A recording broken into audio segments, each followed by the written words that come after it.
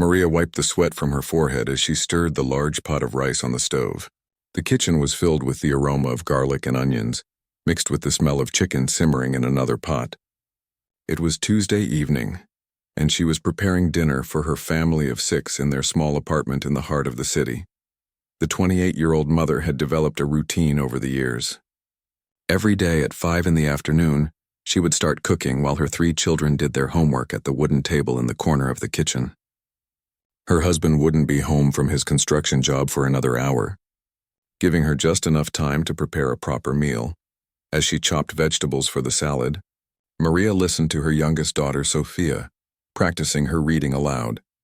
The 7-year-old struggled with some words, but Maria encouraged her with gentle corrections and praise. Her 2 older sons, Carlos and Diego, aged 10 and 12, were quietly working on their math problems. The apartment building was old but well maintained. Maria had lived here for 8 years, ever since she married Roberto. The neighbors were friendly, and the children had made good friends in the area. It felt like a safe place to raise a family, despite being in a part of the city that sometimes made the news for the wrong reasons. Maria reached for the salt when she heard a sound that made her freeze.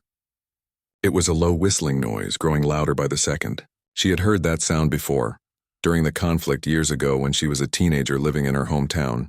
Her heart began to race as the whistling grew more intense. The kitchen window faced the street, and Maria could see people outside starting to look up at the sky with worried expressions. Some were pointing, while others began walking faster down the sidewalk. A car horn honked repeatedly in the distance, and she could hear shouting from somewhere nearby. Sophia stopped reading and looked up at her mother with curious eyes. Carlos and Diego had also noticed something was wrong, as their mother had suddenly become very still, her hand frozen in the air while reaching for the spice rack. The whistling sound was now so loud that it seemed to fill the entire apartment. Maria's mind raced as she tried to process what was happening. This couldn't be real. Not here. Not in their peaceful neighborhood where the biggest worry was usually whether the grocery store would have fresh bread. Then she saw it through the window, a dark object moving across the sky, leaving a trail of smoke behind it. Her blood turned cold as she realized what it was. After all these years of peace, the conflict had found its way to their doorstep. The missile struck 3 blocks away with a thunderous explosion that shook their entire building. The windows rattled violently, and the dishes in the cabinet clinked together like wind chimes. The lights flickered, and for a moment everything went silent except for the ringing in Maria's ears. Sophia screamed and dropped her book. Carlos and Diego jumped up from their chairs, knocking over their pencils and papers. In the distance, car alarms began blaring, and Maria could hear people shouting in the street below. Her first instinct was to protect her children. She turned off the stove with shaking hands and rushed to gather her 3 little ones. Sophia was crying, clinging to her mother's legs, while the boys stood frozen in shock, trying to understand what had just happened. Maria's training from years ago kicked in. During her teenage years, she had learned basic emergency procedures during the previous conflict. She knew they needed to get to the safest part of the apartment, away from windows and external walls. She guided her children to the interior hallway, the strongest part of their home. As they huddled together, she could hear more explosions in the distance, each one getting closer to their neighborhood. The sound of breaking glass echoed from somewhere in the building, and she could smell smoke drifting through the air. Her phone buzzed with an emergency alert, confirming her worst fears. The city was under attack, and residents were advised to seek shelter immediately. Maria's hands trembled as she tried to call Roberto, but the call wouldn't go through. The cellular networks were probably overwhelmed or damaged. Looking at her 3 children's frightened faces, Maria knew she had to be strong. They were depending on her to keep them safe, and she couldn't let fear paralyze her. She had to think clearly and act quickly to protect her family until Roberto could get home. The woman, who had been peacefully cooking dinner just minutes earlier, was now facing the most challenging moment of her life. Everything she had built, everything she cherished, was suddenly at risk. But Maria was not going to let her family become victims without a fight. Maria held her children close in the hallway as another explosion shook the building. Dust fell from the ceiling, and she could hear the sound of sirens getting closer. Sophia was still crying, but Carlos and Diego had become quiet, their eyes wide with fear and confusion. She needed to assess their situation quickly. The apartment was on the 3rd floor of a 5-story building. Going to the basement would be safer, but she didn't know if other residents were already there or if it was even accessible. More importantly, she had to consider whether Roberto would be able to find them if they moved. Maria remembered the emergency kit she had put together years ago after watching a safety program on television. It was stored in the bedroom closet, containing bottled water, non-perishable food, a first aid kit, flashlights, and a battery-powered radio. At the time, Roberto had teased her about being overly prepared, but now she was grateful for her foresight. She told the children to stay in the hallway while she quickly gathered the emergency supplies. As she moved through the apartment, she could see through the windows that smoke was rising from several locations across the city. The sky had turned an ominous orange color, and she could hear helicopters flying overhead. When she returned to the hallway with the emergency kit and some blankets, she found her neighbors, the elderly couple from next door, standing in their doorway, looking confused and scared. Mr. and Mrs. Chen had lived in the building longer than anyone and had always been kind to Maria's family. Mrs. Chen was having trouble walking due to her arthritis, and her husband looked frail and disoriented. Maria realized that they would need help getting to safety. Without hesitation, she invited them into her apartment, knowing that they would be safer together than alone. As they all huddled in the hallway, Maria turned on the battery-powered radio to get information about what was happening. The emergency broadcasts were chaotic, with reports of multiple strikes across different parts of the city. The authorities were urging everyone to stay indoors and away from windows. Carlos, her 10-year-old, suddenly spoke up with a maturity that surprised his mother. He suggested they should gather all the food and water they could find and bring it to their safe spot. Diego nodded in agreement and offered to help carry supplies. Maria was proud of how her sons were handling the crisis. She organized them into a small team, with Carlos helping Mr. Chen sit comfortably while Diego helped her gather additional supplies from the kitchen. Sophia stayed close to Mrs. Chen, who was trying to comfort the little girl despite her own fear. As they worked together, Maria heard footsteps in the stairwell and voices calling out. She cautiously approached the door and looked through the peephole. It was their downstairs neighbor, a single mother named Anna who lived with her teenage daughter. Anna was crying and asking if anyone could help her. Her daughter had been at school when the attack started, and she hadn't been able to reach her. The schools were on lockdown, but Anna was desperate to know if her child was safe. Maria opened the door and immediately brought Anna into their group. She understood the mother's panic and promised they would try to get information about the schools once the radio provided updates. Having Anna with them actually made Maria feel more secure, as there was strength in numbers. The group now consisted of 8 people in the small hallway. Maria took charge naturally, organizing their supplies and making sure everyone had water. She used the first aid kit to treat a small cut on Mrs. Chen's hand from a piece of broken glass. Through the radio, they learned that the attacks were part of a larger conflict that had been brewing for months. The government was responding, but citizens were advised to remain in secure locations until the all-clear was given.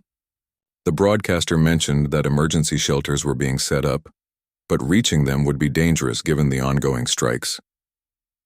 Maria made the decision that they would stay put for now. Moving with elderly neighbors and small children during active attacks would be too risky.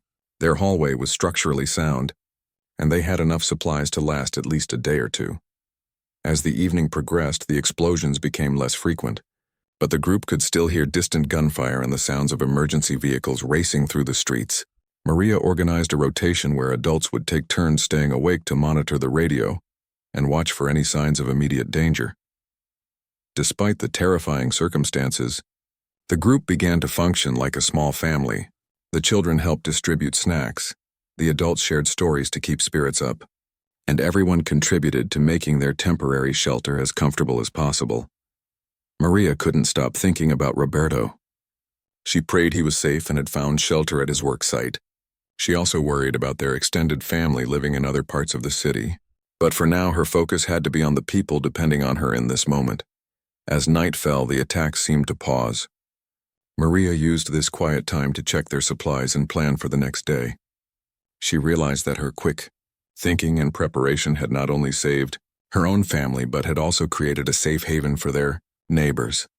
The woman who had been cooking a simple dinner just hours earlier had become the leader of a small group of survivors, making decisions that could mean the difference between life and death for 8 people. The night passed slowly, with everyone taking turns sleeping while others kept watch. Maria had barely slept, constantly listening to the radio for updates and checking on the group. When morning came, the city seemed eerily quiet, broken only by the distant sound of emergency vehicles and military trucks moving through the streets.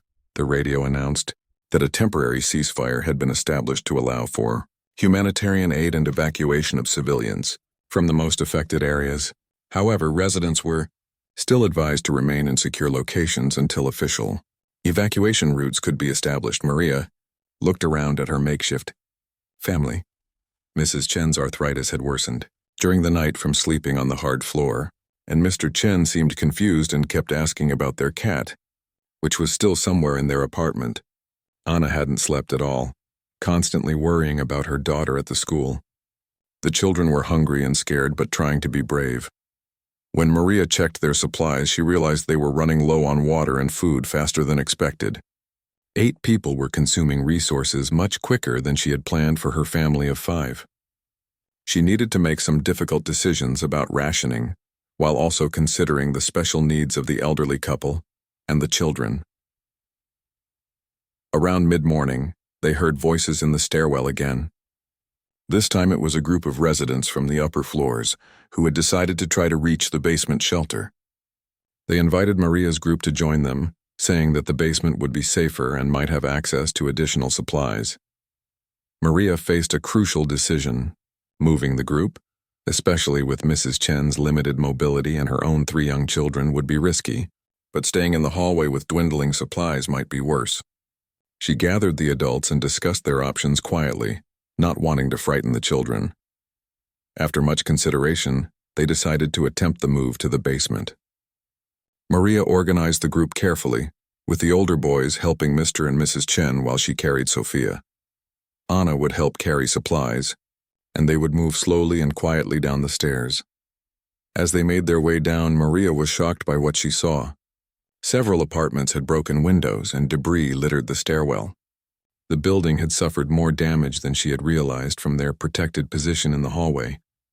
When they reached the basement, they found about 15 other residents who had been there since the attacks began. The space was cramped but felt more secure. There was a small storage room with some emergency supplies that the building management had kept, including additional water and basic medical supplies. However, the basement also brought new challenges. The space was not well ventilated, and with so many people, it was becoming stuffy and uncomfortable. There was also tension among some of the residents about how to share the limited resources and whether they should try to leave the building to reach official shelters. Maria found herself becoming an unofficial mediator between different groups of residents. Her calm demeanor and practical approach during the crisis had earned the respect of others. When disputes arose about food distribution or sleeping arrangements, people looked to her for solutions. One of the most difficult moments came when they discovered that the building's water supply had been damaged in the attacks. The taps were producing only a trickle of brownish water that was clearly not safe to drink. This meant their bottled water supplies would run out much sooner than anticipated. Maria suggested they create a system for collecting rainwater and melting snow from outside, but this would require someone to venture out of the basement periodically. Despite the risks, she volunteered to take on this dangerous task, knowing that her children needed water to survive. The other residents were amazed by Maria's courage and selflessness. While others argued or complained about their situation, she continued to find practical solutions and put the needs of the most vulnerable first. Her actions were inspiring others to be more cooperative and helpful. Late in the afternoon, they received radio reports that government forces were gaining control of several areas of the city, but fighting was still intense in other neighborhoods. Emergency shelters were being established, but reaching them would require coordinating with military escorts. Anna finally received word through emergency communications that her daughter was safe at the school, which had been converted into a temporary shelter. This news brought tears of relief not just to Anna, but to everyone in the basement who had been worried about the girl's safety. As evening approached, Maria realized they were facing another night in the basement with even fewer supplies than before. She had been quietly rationing her own family's food to ensure the elderly neighbors and other children had enough to eat. Her own children had noticed but hadn't complained, understanding that others needed help. The group had grown closer throughout the day, sharing stories, helping with each other's children, and working together to solve problems. Maria had not only kept her own family safe, but had become a source of strength and hope for an entire community of survivors. When someone suggested they should elect a leader to help organize their group better, Maria was chosen unanimously. She accepted the responsibility, knowing that the decision she made could affect the lives of more than 20 people who were now depending on her wisdom and courage. The attacks had transformed a simple mother and homemaker into a community leader, making life and death decisions and keeping hope alive in the darkest of circumstances. On the second morning in the basement, Maria made a decision that would shock everyone. Despite the ongoing danger and her responsibilities to the group, she announced that she was going to venture outside to search for additional supplies and attempt to contact the authorities about their situation. The other residents protested immediately. They argued it was too dangerous, that she was needed in the basement, and that someone else should take the risk. But Maria had been listening to the radio reports and realized that help wasn't coming to them quickly enough. If they waited much longer, the children and elderly residents would suffer serious health consequences from dehydration and lack of proper food. She had spent the night developing a plan. During the radio broadcasts, she had noted the locations of emergency supply distribution points that had been set up around the city. One of these points was only 6 blocks away from their building. If she could reach it and explain their situation, she might be able to bring back essential supplies and get their location added to the priority list for evacuation. Maria knew the risks. The streets were still dangerous, with occasional sniper fire and unexploded debris. There were reports of civilian casualties from people who had tried to move between buildings. But she also knew that staying in the basement without adequate supplies was becoming increasingly dangerous, especially for Mrs. Chen, whose health was deteriorating. She spent an hour preparing for the mission, studying a map of the neighborhood and planning the safest route to the supply point. She would travel light, carrying only a small backpack with identification and a list of all the people in their group. Her plan was to move quickly, staying close to buildings and avoiding open spaces. Before leaving, Maria gathered her children and explained what she was doing. Carlos and Diego, now understanding the gravity of their situation, begged to come with her. But she explained that they were needed in the basement to help take care of the other residents, especially Sophia and the elderly neighbors. She asked Anna to watch over her children while she was gone, and instructed the older boys to help distribute water and food according to the rationing schedule she had established. Maria also left detailed instructions about what to do if she didn't return within 6 hours. The moment Maria stepped outside the building was terrifying. The familiar neighborhood looked like a war zone. Windows were shattered, debris covered the streets, and several cars had been abandoned or destroyed. The silence was broken only by distant sounds of helicopters and occasional gunfire from across the city. She began moving carefully along the predetermined route, staying close to building walls and ducking into doorways whenever she heard aircraft overhead. The 6-block journey that normally would take 15 minutes ended up taking over an hour as she navigated around damaged areas and waited for safe opportunities to cross streets. When Maria finally reached the emergency supply point, she was amazed by what she found. It was a well-organized operation run by military personnel and aid workers. There were medical tents, food distribution areas, and communication stations where people could try to contact missing family members. The aid workers were initially skeptical when Maria explained her situation. Many people had been trying to get extra supplies by claiming to represent larger groups than they actually did. But Maria's detailed list of residents, including their ages and medical conditions, convinced them that her story was genuine. What happened next surprised even Maria herself. Instead of just giving her supplies to take back, the aid workers decided that her group's location should be prioritized for evacuation. A military officer explained that they had been looking for intact buildings with organized groups of civilians to establish as temporary safe zones. Maria's leadership and the fact that her group included elderly residents and young children made their basement an ideal candidate for official protection. The officer told her that within 24 hours, military personnel would arrive to establish a secure perimeter around their building and provide ongoing supplies. But there was a catch. Maria would need to return to the basement immediately, and help prepare the group for the arrival of military personnel. She would also need to maintain order and ensure that residents followed specific protocols that would be essential for their safety and the success of the operation. The aid workers loaded her backpack with medical supplies, high-energy food bars, and water purification tablets. They also gave her a two-way radio that would allow her to communicate directly with the command center. Maria had become not just a group leader, but an official liaison between her community and the emergency response authorities. The return journey to the building was even more challenging because she was now carrying additional weight and was exhausted from the stress and physical demands of the morning. But the knowledge that help was coming gave her the strength to push through. When Maria arrived back at the basement, the relief and joy on everyone's faces was overwhelming. The children ran to hug her, and even the adults who had initially opposed her mission admitted they were amazed by what she had accomplished. She immediately began organizing the group according to the protocols she had learned at the supply point. They would need to have everyone's identification ready, establish clear communication procedures, and prepare the basement to serve as a temporary processing center for other civilians in the area. As word spread through the building that their basement was becoming an official safe zone, more residents began joining their group.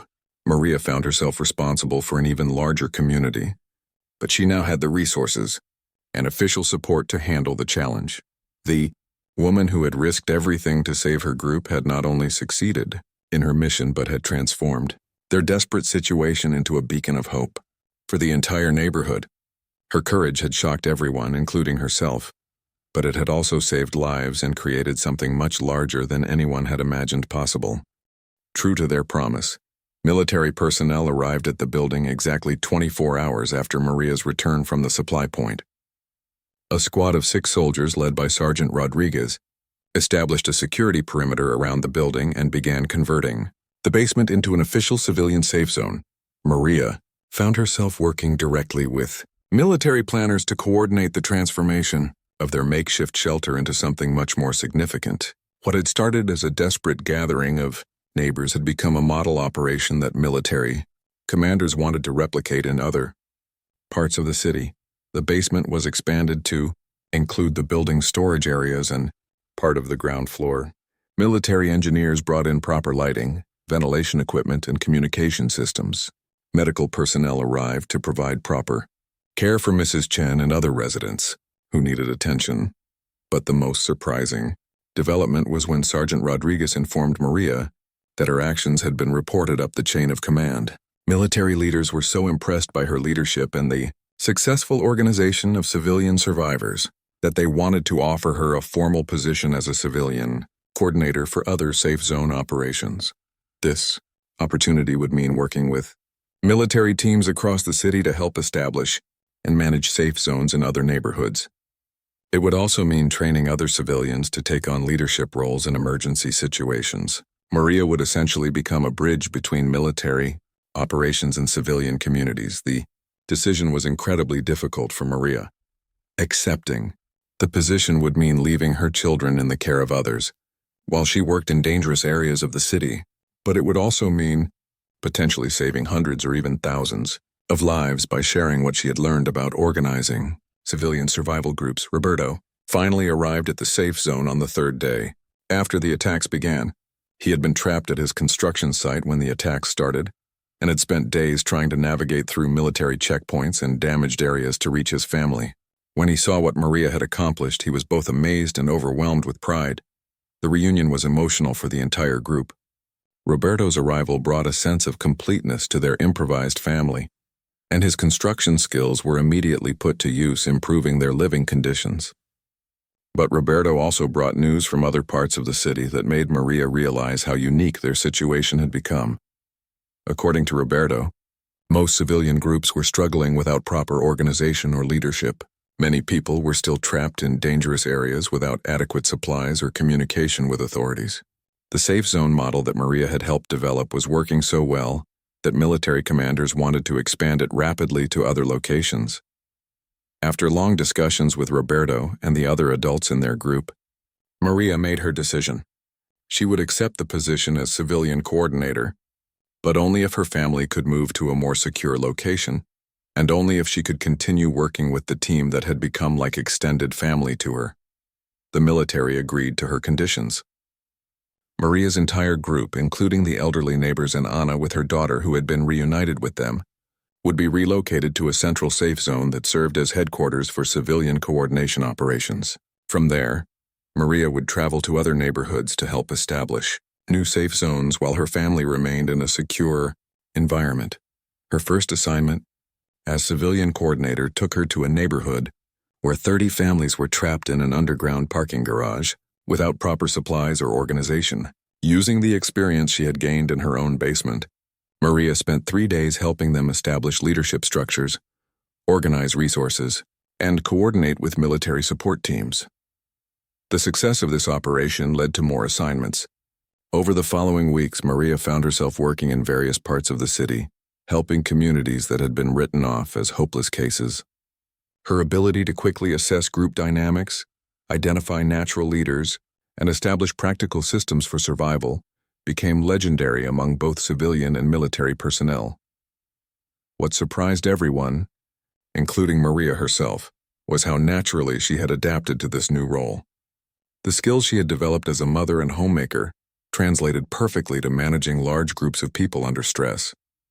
Her ability to remain calm under pressure, make difficult decisions quickly, and prioritize the needs of the most vulnerable made her incredibly effective in crisis situations. Within a month of the attacks, Maria had helped establish 12 successful safe zones housing over 800 civilians. Military reports credited her methods with significantly reducing civilian casualties and improving the efficiency of humanitarian operations throughout the city. The most remarkable aspect of Maria's transformation was that she never lost sight of her original motivation. Every decision she made, every risk she took, was driven by the same protective instinct that had led her to shield her children in that hallway on the first night of the attacks. Her reputation spread beyond military circles. Other cities facing similar conflicts began requesting assistance from Maria's team to help establish their own civilian coordination programs. What had started as a mother protecting her family had evolved into a model for civilian leadership in crisis situations that was being studied and implemented around the world.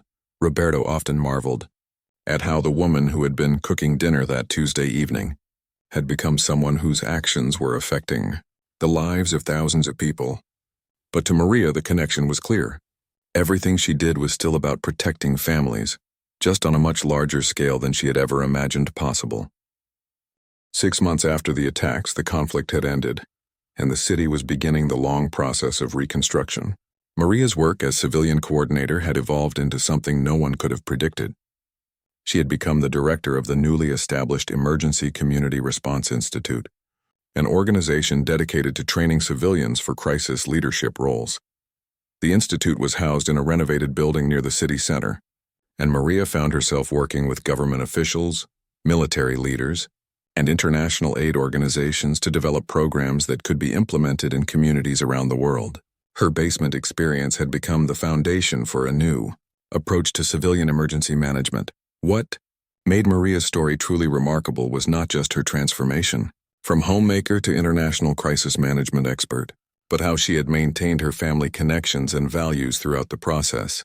Roberto had become her closest advisor, bringing his practical construction experience to help design better emergency shelters and safe zones. Carlos and Diego, now 11 and 13, had become junior ambassadors for the Institute's youth preparedness programs. Their first-hand experience of the crisis, combined with their mother's guidance, made them effective teachers for other children learning emergency skills. Sophia, now 8, had developed a remarkable ability to comfort younger children during emergency drills and training exercises. The Chen family had remained close to Maria's family. Throughout the recovery period, Mrs. Chen's health had improved significantly once proper medical care became available, and she had become a volunteer coordinator for elderly residents in emergency preparedness programs. Mr. Chen used his accounting background to help manage the Institute's finances and resource allocation. Anna and her daughter had also stayed connected to the group. Anna had returned to her job as a nurse but now specialized in trauma counseling for families affected by conflicts. Her daughter had become one of the first graduates of the Institute's teen leadership program and was planning to study emergency management in college. The most surprising development came when international media began covering Maria's story. Documentary filmmakers, journalists, and researchers from around the world wanted to understand how an ordinary mother had created such an effective model for civilian crisis response. Maria was initially uncomfortable with the attention, preferring to focus on practical work rather than publicity. However, she soon realized that sharing her story could help save lives in other places facing similar challenges. She began traveling internationally to speak at conferences and train emergency management professionals. Her presentations always emphasized that effective crisis leadership could emerge from anyone willing to put the needs of others first. The Institute's training programs were being implemented in over 20 countries by the time of the first anniversary of the attacks. Maria's methods had been adapted for different cultures and types of emergencies, from natural disasters to terrorist attacks to refugee situations. The core principles she had developed in her basement were proving to be universally applicable. One of the most meaningful projects for Maria was the development of family emergency preparedness programs. She never forgot how her simple emergency kit and basic knowledge had made the difference between survival and tragedy. The Institute now provided free emergency kits and training to families throughout the region, with a special focus on helping mothers develop confidence in their ability to protect their families. On the anniversary of the attacks, the city held a ceremony honoring civilian heroes from the crisis period. Maria was asked to speak at the event, representing all the ordinary citizens who had shown extraordinary courage during the darkest days. Standing before thousands of people, she reflected on how much had changed since that Tuesday evening when she was simply cooking dinner for her family. In her speech, Maria emphasized that heroism wasn't about being fearless or having special training. It was about caring enough about others to act despite fear and being willing to take responsibility when others needed leadership. She pointed out that every person in the audience had the same capacity for courage and leadership that circumstances had revealed in her.